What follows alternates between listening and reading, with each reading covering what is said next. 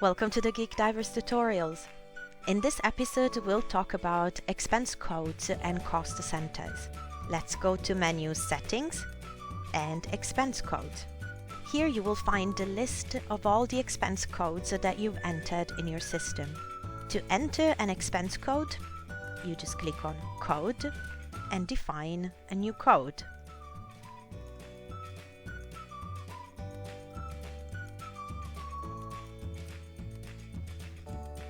You can also define which location this code should be applied to. In my case, I have 3 locations and I'm fine in using this code for all 3 of them. So I click on Select All and I click on Add Expense Code.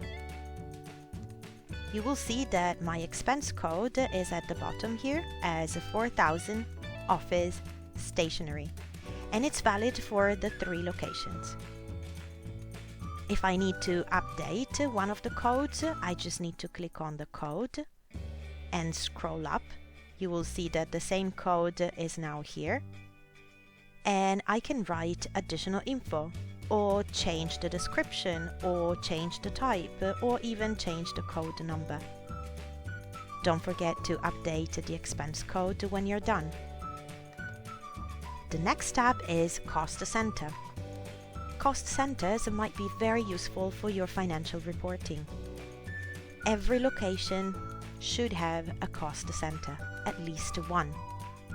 For example, in my system, Dive Center 1 is associated with G, that stands for Germany. My Dive Center 2 is associated with E, that stands for Egypt. And my Dive Center 3 is associated with T for Thailand. I also have a few cash boxes. For example, Albo's cash box, Dave's cash box, and Tatiana's cash box are all associated with Dive Center 1. These are cash boxes, so small amount of cash given to trusted employees to purchase some little items on site. You can add as many cost center and as many cash boxes as you wish.